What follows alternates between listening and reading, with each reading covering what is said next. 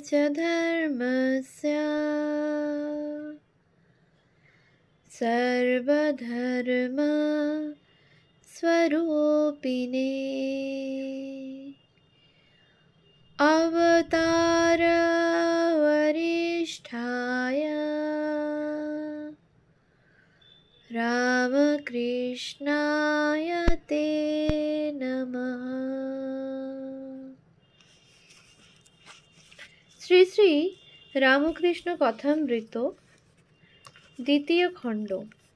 তব কথামৃতম তপ্ত জীবনম কবিভিরীড়িতম কলমশাপহম শ্রবণমঙ্গলম শ্রীমদাততম ভুবি গৃণন্তি ये বুরিদা জনা।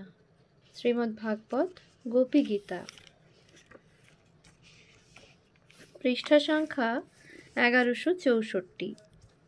শ্রী রামকৃষ্ণ অশ্বিনী কুমার প্রভৃতি ভক্ত সঙ্গে শ্রীযুক্ত কেশব সেন 1881, দেবেন্দ্র ঠাকুর, অচলানন্দ, শিবনাথ, হৃদয়, নরেন্দ্র, গিরিশ। প্রাণের ভাই শ্রীম, তোমার প্রেরিত শ্রী শ্রী রামকৃষ্ণ কথামৃত চতুর্থ খণ্ড কোজাগর পূর্ণিমার দিন পেয়ে আজ দ্বিতীয়ায় শেষ করেছি। ধন্য তুমি, এত অমৃত দেশময় ছড়ালে। যাক, তুমি অনেক দিন হলো ঠাকুরের সঙ্গে আমার কি আলাপ হয়েছিল জানতে চেয়েছিলে, তাই জানাবার একটু চেষ্টা করি। কিন্তু আমি তো আর শ্রী মর মতো কপাল করে আসিনি যে শ্রীচরণ দর্শনের দিন, তারিখ, মুহূর্ত আর শ্রীমুখ নিঃসৃত সব কথা একেবারে ঠিক ঠিক লিখে রাখব। যতদূর মনে আছে লিখে যাই, হয়তো একদিনের কথা আর একদিনের বলে লিখে ফেলব। আর কত ভুলে গেছি। বোধ হয় 1881 সালের শারদীয় অবকাশের সময় প্রথম দর্শন। সেদিন কেশববাবুর আসিবার কথা। আমি নৌকায় দক্ষিণেশ্বরে গিয়া ঘাট থেকে উঠে একজনকে জিজ্ঞাসা করিলাম, পরমহংস কোথায়? তিনি উত্তর দিকের বারান্দায় তাকিয়া ঠেসান দেওয়া এক ব্যক্তিকে দেখিয়ে বললেন, এই পরমহংস। কালা পেড়ে শিখ ধুতি পরা আর তাকিয়া ঠেসান দেওয়া দেখে আমি ভাবলাম, এ আবার কীরকম পরমহংস? কিন্তু দেখলাম দুটি ঠ্যাং উঁচু করে, আবার তাই দুহাত দিয়ে বেষ্টন করে আধা চিত হয়ে তাকিয়ায় ঠেসান দেওয়া হয়েছে। মনে হলো এর কখনো বাবুদের মতো তাকিয়া ঠেসান দেওয়া অভ্যাস নাই। তবে বোধ হয় ইনিই পরমহংস হবেন। তাকিয়ার অতি নিকটে তাহার ডান পাশে একটি বাবু বসে আছেন। শুনলাম তার নাম রাজেন্দ্র মিত্র, যিনি বেঙ্গল গভর্নমেন্টের অ্যাসিস্ট্যান্ট সেক্রেটারি হয়েছিলেন। আরও ডান দিকে কয়েকটি লোক বসে আছেন। একটু পরেই রাজেন্দ্রবাবুকে বললেন, দেখো দেখিন কেশব আসছে কি না। একজন একটু এগিয়ে ফিরে এসে বললেন, না। আবার একটু শব্দ হতে বললেন, দেখো, আবার দেখো। আবারও একজন দেখে এসে বললেন, না। অমনি পরমহংসদেব হাসতে হাসতে বললেন, পাতের উপর পড়ে পাত, রায় বলে, ওই এলো বুঝি প্রাণনাথ। হাঁ, দেখো কেশবের চিরকালই কি এই দিক, আসে আসে আসে না। কিছুকাল পরে সন্ধ্যা হয় হয়, এমন সময় কেশব দলবল সহ এসে উপস্থিত। এসে যেমন ভূমিষ্ঠ হয়ে ওকে প্রণাম করলেন, উনিও ঠিক তদ্রূপ করে একটু পরে মাথা তুললেন। তখন সমাধিস্থ বলছেন, রাজ্যের কলকাতার লোক জুটিয়ে নিয়ে এসেছেন, আমি কিনা বক্তৃতা করব, তা আমি পারবো টারবো নি। করতে হয় তুমি করো, আমি ওসব পারবো নি। ওই অবস্থায় একটু দিব্য হাসি হেসে বলছেন, আমি তোমার খাবো দাবো থাকবো, আমি তোমার খাবো শোবো আর বাহ্যে যাব, আমি ওসব পারবো নি। কেশববাবু দেখছেন আর ভাবে ভরপুর হয়ে যাচ্ছেন। একবার ভাবের ভরে আহ আহ করছেন। আমি ঠাকুরের অবস্থা দেখে ভাবছি, এ কি ঢং! আর তো কখনো এমন দেখি নাই। আর যেরূপ বিশ্বাসী তা তো জানোই। সমাধিভঙ্গের পরে কেশববাবুকে বললেন, কেশব, একদিন তোমার ওখানে গেছিলাম, শুনলাম তুমি বলছো ভক্তি নদীতে ডুব দিয়ে সচ্চিদানন্দ সাগরে গিয়ে পড়ব। আমি তখন উপর পানে তাকাই, যেখানে কেশববাবুর স্ত্রী ও অন্যান্য স্ত্রীলোক বসেছিলেন, আর ভাবি, তাহলে এদের দশা হবে কি? তোমরা গৃহী একেবারে সচ্চিদানন্দ সাগরে কি করে গিয়ে পড়বে? সেই নেউলের মতো পেছনে বাঁধা ইট, কোনো কিছু হলে কুলঙ্গায় উঠে বসল, কিন্তু থাকবে কেমন করে? ইটে টানে আর ধূপ করে নেবে পড়ে। তোমরাও একটু ধ্যান ট্যান করতে পারো, কিন্তু ওই দাঁড়া সুতো ইট টেনে আবার নামিয়ে ফেলে। তোমরা ভক্তি নদীতে একবার ডুব দেবে, আবার উঠবে, আবার ডুব দেবে, আবার উঠবে, এমনই চলবে। তোমরা একেবারে ডুবে যাবে কি করে? কেশববাবু বললেন, গৃহস্থের কি হয় না? মহর্ষি দেবেন্দ্রনাথ ঠাকুর, পরমহংসদেব দেবেন্দ্রনাথ ঠাকুর, দেবেন্দ্র দেবেন্দ্র 2-3 বার বলে উদ্দেশ্যে কবার প্রণাম করলেন। তারপর বললেন, তা জানো, একজনের বাড়ি দুর্গোৎসব হতো, উদয়াস্ত পাঁঠা বলি হতো। কয়েক বছর পরে আর বলির সেই ধুমধাম নাই। একজন জিজ্ঞাসা করলে, মশাই, আজকাল যে আপনার বাড়িতে বলির ধুমধাম নাই? সে বললে, আরে, এখন যে দাঁত পড়ে গেছে, দেবেন্দ্রও এখন ধ্যান ধারণা করছে, তা করবেই তো। তা কিন্তু খুব মানুষ। দেখো, যতদিন মায়া থাকে ততদিন মানুষ থাকে ডাবের মতো। নারকেল যতদিন ডাব থাকে, তার লেয়াপাতি তুলতে গেলেই সঙ্গে মালার একটুকু উঠে আসবেই। আর যখন মায়া শেষ হয়ে যায় তখন হয় ঝুনো। ওই শ্বাস আর মালা পৃথক হয়ে যায়, তখন শ্বাসটা ভিতরে ঢপর ঢপর করে। আত্মা হয় আলাদা আর শরীর হয় আলাদা, দেহটার সঙ্গে আর যোগ থাকে না। ওই যে আমি টে, ওটাতেই বড় মুশকিল বাধায়। শালার আমি কি যাবেই না? এই পোড়ো বাড়িতে অশ্বত্থ গাছ উঠেছে, খুঁড়ে ফেলে দাও, আবার পরদিন দেখো এক ফেকড়ি গজিয়েছে। ওই আমি ও অমনি ধারা।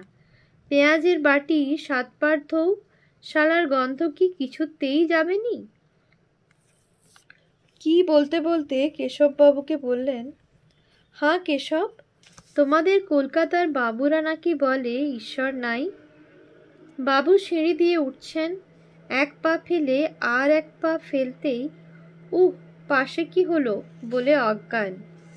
ডাক ডাক, ডাক্তার ডাক। ডাক্তার আস্তে আস্তে হয়ে গেছে, এরা বলেন ঈশ্বর নাই। 1 কি 1.5 ঘন্টা পরে কীর্তন আরম্ভ হলো। তখন যা দেখলাম তা বোধহয় জন্ম জন্মান্তরেও ভুলব না। সকলে নাচতে লাগলেন, কেশবকেও নাচতে দেখলাম। মাঝখানে ঠাকুর আর সবাই তাকে ঘিরে নাচছেন। নাচতে নাচতে একেবারে স্থির, সমাধিস্থ। অনেকক্ষণ এইভাবে গেল। শুনতে শুনতে দেখতে দেখতে বুঝলাম এ পরমহংস বটে। আর একদিন বোধহয় 1883 সনে শ্রীরামপুরের কয়েকটি যুবক সঙ্গে নিয়ে গেছিলাম। সেদিন তাদের দেখে বললেন, এরা এসেছেন কেন? আমি, আপনাকে দেখতে। ঠাকুর, আমায় দেখবে কি? এরা সব বিল্ডিং টিল্ডিং দেখুক না। আমি, এরা তা দেখতে আসে নাই, আপনাকে দেখতে এসেছে। ঠাকুর, তবে এরা বুঝি চকমকির পাথর? ভিতরে আগুন আছে, 1000 বছর জলে ফেলে রাখো, যেমন ঠুকবে অমনি আগুন বেরোবে। এরা বুঝি সেই জাতীয় জীব, আমাদের ঠুকলে আগুন বেরোয় কই? আমরা এই শেষ কথা শুনে হাসলাম। সেদিন আর কি কি কথা হলো ঠিক মনে নাই, তবে আমির গন্ধ যায় না আর কামিনী কাঞ্চন ত্যাগের কথাও যেন হয়েছিল। আর একদিন গেছি, প্রণাম করে বসেছি, বললেন, সেই যে কাক খুললে ফস ফস করে উঠে, একটু টক একটু মিষ্টি, তার একটা এনে দিতে পারো? আমি বললাম, লেমনেড। ঠাকুর বললেন, আনো না। মনে হয় একটা এনে দিলাম। এদিন যতদূর মনে পড়ে আর কেউ ছিল না। কয়েকটি প্রশ্ন করেছিলাম। আপনার কি জাতিভেদ আছে? ঠাকুর, কই আর আছে। কেশব সেনের বাড়ির চচ্চড়ি খেয়েছি, তবু একদিনের কথা বলছি। একটা লোক লম্বা দাড়িওয়ালা বরফ নিয়ে এসেছিল, তা কেমন খেতে ইচ্ছা হলো না। আবার একটু পরে একজন তারই কাছ থেকে বরফ নিয়ে এলো, ক্যাচর ম্যাচর করে চিবিয়ে খেয়ে ফেললাম। তা জানো, জাতিভেদ আপনি খসে যায়, যেমন নারিকেল গাছ তাল গাছ বড় হয়, বাল তো আপনি খসে পড়ে, জাতিভেদ তেমনই খসে যায়, টেনে ছিল না ওই শালাদের মতো। আমি জিজ্ঞাসা করলাম, কেশববাবু কেমন লোক? ঠাকুর, ওগো, সে দৈবী মানুষ। আমি, আর ত্রৈলোক্যবাবু? ঠাকুর, বেশ লোক, বেড়ে গায়। আমি, শিবনাথবাবু? ঠাকুর, বেশ মানুষ, তবে তর্ক করে যে। আমি, হিন্দুতে ও ব্রাহ্মতে তফাৎ কি? বললেন, তফাৎ আর কি, এইখানে রোশন চৌকি বাজে, একজন সানাইয়ের ভোঁ ধরে থাকে, আর একজন তারই ভেতর রাধা আমার মান করেছে ইত্যাদি রং পরং তুলে নেয়। ব্রাহ্মেরা নিরাকার ভোঁ ধরে বসে আছে, আর হিন্দুরা রং পরং তুলে নিচ্ছে। জল আর বরফ, নিরাকার আর সাকার। যা জল তাই ঠান্ডায় বরফ হয়, জ্ঞানের গরমিতে বরফ জল হয়, ভক্তির হিমে জল বরফ হয়। সেই একই জিনিস নানা লোকে নানা নাম করে। যেমন পুকুরের চারপাশে 4 ঘাট, এ ঘাটের লোক জল নিচ্ছে, জিজ্ঞাসা করো বলবে জল। ও ঘাটে যারা জল নিচ্ছে বলবে পানি। আর এক ঘাটে ওয়াটার, আর এক ঘাটে অ্যাকোয়া, জল তো একই। বরিশালে অচলানন্দ তীর্থাবধূতের সঙ্গে দেখা হয়েছিল বলাতে বললেন, সেই কোত রঙ্গের রামকুমার তো? আমি বললাম, আজ্ঞা হাঁ। ঠাকুর, তাকে কেমন লাগলো? আমি, খুব ভালো লাগলো। ঠাকুর, আচ্ছা, সে ভালো না আমি ভালো? আমি, তার সঙ্গে কি আপনার তুলনা হয়? তিনি পণ্ডিত বিদ্বান লোক, আর আপনি কি পণ্ডিত জ্ঞানী? উত্তর শুনে একটু অবাক হয়ে চুপ করে রইলেন। 1-8 মিনিট পরে আমি বললাম, তা তিনি পণ্ডিত হতে পারেন, আপনি মজার লোক, আপনার কাছে মজা খুব। এইবার হেসে বললেন, বেশ বলেছ, ঠিক বলেছ। আমায় জিজ্ঞাসা করলেন, আমার পঞ্চবটী দেখেছ? বললাম, আজ্ঞা হাঁ। সেখানে কি কি করতেন তাও কিছু বললেন। সেই নানা ভাবের সাধনের কথা, ন্যাংটার কথাও বললেন। আমি জিজ্ঞাসা করলাম, তাকে পাবো কি করে? উত্তর, ওগো, সে তো চুম্বক লোহাকে যেমন টানে তেমনি আমাদের টানতেই আছে। লোহার গায়ে কাদা মাখা থাকলেই লাগতে পারে না, কাঁদতে কাঁদতে যেমন কাদাটুকু ধুয়ে যায় অমনি টুক করে লেগে যায়। আমি ঠাকুরের উক্তিগুলি শুনে শুনে লিখছিলাম। বললেন, হাঁ দেখো, সিদ্ধি সিদ্ধি করলে হবে না, সিদ্ধি আনো, সিদ্ধি ঘোঁটো, সিদ্ধি খাও। এরপর আমায় বললেন, তোমরা তো সংসারে থাকবে, তা একটু গোলাপি নেশা করে থেকো। কাজকর্ম করছো অথচ নেশাটি লেগে আছে। তোমরা তো আর সুখদেবের মতো হতে পারবে না। যে খেয়ে খেয়ে ন্যাংটো ভ্যাংটো হয়ে পড়ে থাকবে?